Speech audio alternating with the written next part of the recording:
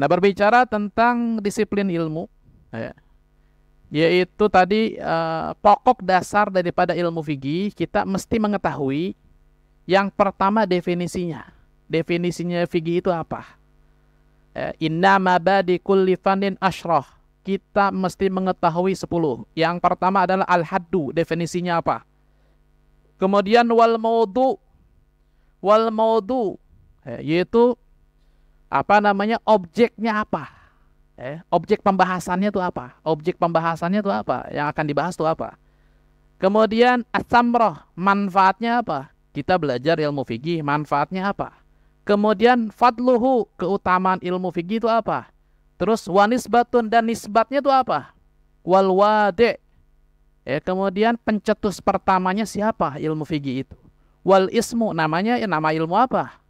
Kemudian al istimdad, itu ilmu itu ngambil dari mana? Sumbernya dari mana? Nah, ini mesti kita mengetahui. Jadi jelas semuanya. Oh, arahnya ke sini. Oh, arahnya ke sini. Terus hukumnya apa? Hukum mempelajarinya. Nah, ilmu fikih yang pertama adalah definisinya. Definisinya apa? Kalau menurut bahasa, fikih itu adalah al-fahmu. Apa itu fahmu? Paham. Fikih itu definisinya menurut bahasa paham. Nabi SAW bersabda, man yuridillahu bihi khairan yufaqihu fiddin. Kama qala sallallahu alaihi wasallam. Barang siapa yang diberikan dikehendaki oleh Allah kebaikan, maka Allah akan beri pemahaman dalam ilmu agama. Nah, ini yufaqihu fiddin. Fikih itu dalam segi lugah al-fahmu, itu paham.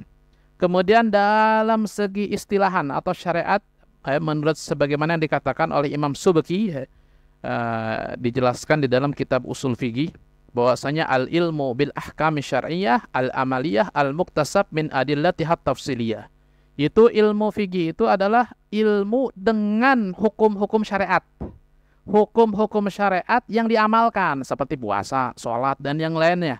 Kemudian yang dicari dalil-dalilnya secara terperinci. Itu semuanya yang kita lakukan nih. Kita bermazhab Syafi'i nih. Kita belajar Safinah. Itu semuanya ada dalilnya. Itu semuanya ada dalilnya, tafsiliyah secara terperinci. Kayak misalkan furudul wudu. Yang pertama niat, ada dalilnya? Ada. Innamal amalu binniyat. Kemudian apa? Wajah, ada dalilnya dalam Al-Quran, dan seterusnya dan seterusnya. Kita sholat, kita puasa, rukun-rukunnya, apa yang membatalkan, itu semuanya secara terperinci ada dalilnya. Kita mah tinggal ngikutin aja udah. Tinggal ngikutin aja. Istilahnya kalau apa namanya? Kalau makanan kita tinggal makan aja. Yang ngeracik siapa? Yang masak siapa? Imam Syafi'i yang masak. Masakan insya Allah enak ya. Mungkin kalau seandainya zaman sekarang nih, orang sekarang yang ngaku-ngaku pinter, udah saya mah tahu ininya apa namanya, bahannya Al-Quran kan ya, bahannya hadis kan ya, udah biar saya yang racik, biar saya yang masak. Sedangkan dia bukan bidangnya, dia bukan ahlinya, makanannya nggak bakal enak. Di sini aja nih yang apa namanya, ada orang pintar masak, makanannya enak. Ada orang bukan ahli masak, dia tahu bahan-bahannya, bahannya ini. Coba masak, bukan ahlinya, enak gak kira-kira? Nggak enak kan ya? Kita tinggal makan aja udah masakan Imam Syafi'i. Nah, kemudian maudu'uhu. Jadi subjek penjelasannya apa? Af'alul mukallafin. Yaitu pekerjaan-pekerjaan al-mukallaf, kita semua itu baligh, akil. Setiap orang yang baligh, yang akil, pekerjaannya itu ada hukumnya semuanya. Kita tidur, ada hukumnya gak kita tidur? Ada. Hukumnya apa? Mubah. Kita tidur baca doa, ada hukumnya gak? Apa hukumnya? Sunnah.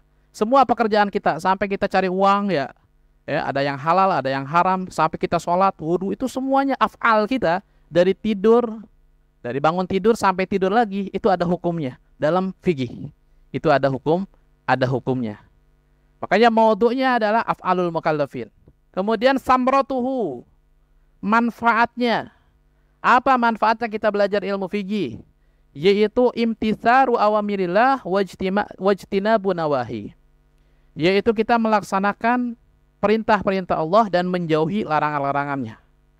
Jadi kita bisa melaksanakan perintah-perintah Allah dan menjauhi larangan-larangannya itu dengan apa?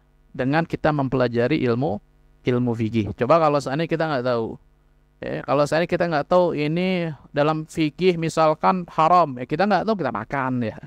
Kita makan. Ini hukumnya misalkan hukumnya apa tadi misalkan nggak boleh, najis misalkan deh. Akhirnya apa? Kita pakai buat sholat ya. Itu karena ketidaktahuan, minimnya ilmu. Dengan belajar ilmu fikih kita bisa tahu. Kita bisa melaksanakan perintah-perintah Allah dan menjauhi larangan-larangannya. Menjauhi larangan-larangannya semuanya dengan ilmu.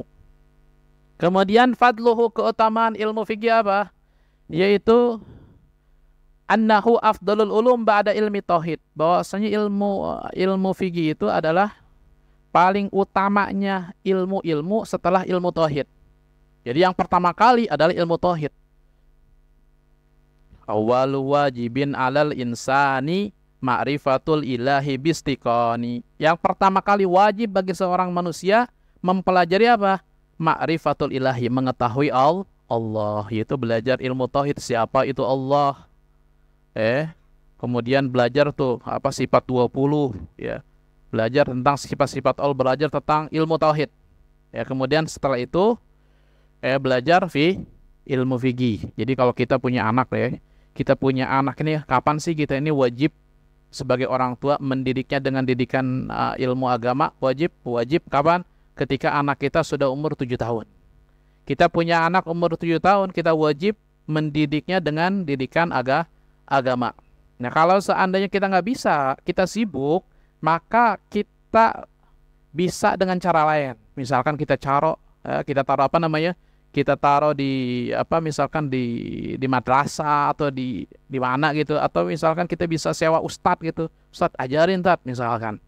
Kita bayar ustadz, suruh ajarin dia. Itu yang ketika umur 7 tahun, yang pertama kali diajarin apa? Mengenal Allah. Mengenal Allah. Itu belajar ilmu tauhid. Masih kecil ya, nggak usah tinggi-tinggi, yang pendek-pendek aja ya. Mengenal tentang Allah Subhanahu wa ta'ala. Makanya nih, sebagian orang tuh dari kecil tuh udah di setelin tuh di YouTube Kids ya. Wujud ki dan bako. Yang dari kecil kan ya. Dari kecil wujud ki dan bako mukhalafatun lil hawadis sampai akhir tuh kan ya. Kemudian setelah itu yang kedua adalah ma'rifatu nabiyhi sallallahu alaihi wasallam. Itu diajarkan mengenal Nabi Muhammad sallallahu alaihi wasallam. Kasih tahu siapa nabinya, siapa Rasulullah, dikasih tahu. Makanya setelah itu setelin lagi tuh. Setelin lagi tuh. Itu pertama kali itu. Dulu masih kecil banget tuh, Muhammad sering banget wujud ki dan bako di YouTube kita. Habis itu udah hafal nih, tuh hafal aja cepet banget hafalnya. Habis itu setelin lagi YouTube Kids habis itu anak-anak Nabi ya. Tentang sifat-sifat tentang Nabi Muhammad SAW. Lalu hafal udah sekarang, udah hafal. Wujud kidambako tentang Nabi Muhammad SAW hafal udah. Nah, setelah itu sudah dikenalkan Nabi Muhammad SAW, dikenalkan siapa Rasulnya. Kemudian yang ketiga adalah diajarkan tata cara beribadah kepada Allah. Diajarin tuh tata cara sholat. Sebelum sholat wudu, diajarin wudunya. Sebelum wudu dia kan kencing dulu ya. Buang air besar dulu ya. Berarti diajarin tata cara istinja. Dari kecil tuh diajarin cebok. Dari kecil diajarin cebok, habis diajarin cebok terus diajarin wudu. Habis diajarin wudu diajarin sholat. Datang puasa Ramadan, datang bulan suci Ramadan nih bentar lagi nih, diajarin puasa. Dilatih dari umur 7 tahun tuh dilatih. Misalkan nggak kuat sampai maghrib, kuatnya sampai zuhur, ya udah nggak usah dipaksain, nggak apa-apa. Namanya juga latihan ya gak? Jadi lama-lama terbiasa, sehingga kalau sudah umur 10 tahun, 7 sudah terbiasa semuanya itu tadi, 8, 9, 10, insya Allah 10 itu sudah menjadi, kalau ditinggal itu hati tuh nggak nyaman. Kalau dari umur 7 kita punya anak nih, kita pasti kalau ditanya pengen punya anak soleh, pengen, betul gak? Pengen kan punya anak soleh, pengen anak soleh dan soleha. Nah dari umur 7 tahun, bahkan boleh di bawah dari umur 7 tahun boleh, tapi wajibnya disebutkan di dalam kitab fikih sebagaimana disebut dalam hadis Nabi SAW, yaitu umur 7 tahun. Pendidikan agama yang wajib itu umur 7 tahun. Terbiasa tuh 7, 8, 9, 10. Insya Allah umur 10 tahun itu sudah, kalau udah terbiasa, kalau dia ninggalin gak enak. Banyak sekali kita saksikan ya. Aduh, apa namanya? Berhenti dulu, misalkan lagi di perjalanan. Anak kecil padahal. Berhenti dulu. Apa namanya? Mau sholat. Oh, berhenti dulu ya, mau sholat, berhenti dulu, mau sholat. Anak kecil karena udah terbiasa gitu, 7, 8, 9, 10. Tapi kalau seandainya dari kecil nggak dibiasain kayak gitu, orang tuanya bodoh amat ya, sama anaknya bodoh amat, tentang urusan agama dia nggak peduli. Yang penting kasih makan aja ya, kasih makan, kasih minum, kasih jajan, main ya, kagak peduli urusan agamanya. Itu nanti kalau udah gedenya, dia ninggalin sholat biasa aja hatinya, dia ninggalin sholat biasa aja. Bahkan ada sebagian orang mengatakan kayak gini, ngelihat temennya sholat zuhur, asar, sholat asar, maghrib, sholat maghrib. Ente rajin amat ya sholat ya? Ya emang kewajiban ya gak? Emang kewajiban ya? Emang ente nggak sholat? Saya terakhir sholat tahun berapa ya? Pas corona saya inget ya, 2019 dulu pas corona saya inget tuh sholat tuh 2019 tuh. Itu pun takut mati ya. Itu terakhir sholat tuh. Terus sholat apa lagi? Sholat Jumat kapan ya? Bulan kemarin kayaknya. Sampai kayak gitu loh. Saking minimnya tuh pendidikan. Kita sebagai orang tua nih, kita sebagai orang tua dari umur 7 tahun kita perhatikan anak-anak kita. Kemudian pencetus pertamanya adalah al-a'immatul mujtahidun, yaitu para imam yang mereka itu mujtahid, bersungguh-sungguh dalam membahas semua hukum-hukum tadi tentang fikih. Dan di sini disebutkan wa awwalu man allafa fihi imla'an huwal Imam Zaid bin Ali bin Husain. Yang pertama kali didiktekan ya, dalam ilmu fikih yaitu Imam Zaid bin Ali bin Husain bin Ali bin Abi Thalib, itu cicitnya Nabi Muhammad sallallahu alaihi wasallam. Cucunya Al-Husain punya cucu namanya Zaid bin Ali. Itu pertama kali. Tapi wa awwalu man allafa, yang pertama kali mengarang kitab fikih itu adalah muridnya Al-Imam Abu Hanifah, yaitu Imam Abu Hanifah. Kemudian Imam Abu Hanifah punya murid. Siapa muridnya? Imam Malik. Imam Malik punya murid Imam Syafi'i. Imam Syafi'i punya murid Imam Hambali, Imam Ahmad bin Hambal. Kita semuanya nyambung. Kita semuanya nyambung ke mereka. Pastinya mereka juga nyambung kepada cucunya Nabi Muhammad SAW tadi. Ada yang nyambung ke Imam Ja'far As-Shadiq, Ja'far As-Shadiq ya. Ada yang Imam Zaid tadi Imam Zaid, kemudian nyambung ke Imam Ali Zainal Abidin, kemudian berguru kepada Al-Husain, cucunya Rasulullah, berguru kepada ayahnya Ali bin Abi Thalib, berguru kepada Rasulullah sallallahu alaihi wasallam. Jadi sanadnya itu nyambung ya. Kemudian namanya jelas ilmu fikih itu atau ilmu syariat ya, ilmu hukum-hukum syariat yang menjelaskan tentang halal, haram, yang menjelaskan tentang wajib, mubah, yang menjelaskan tentang makruh, sunnah. Kemudian istimdaduhu, ini sumbernya dari mana ilmu fikih ini? Yaitu minal kitab was sunnah wal ijma wal qiyas, itu dari Al-Quran, dari hadis Nabi Muhammad SAW. Kemudian dari ijma ulama.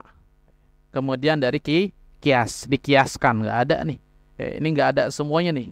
Kemudian dikiaskan. Kiaskan kemana? Kiaskan misalkan ke Al-Quran dan ke hadis Nabi Muhammad SAW yang serupa, sama serupa.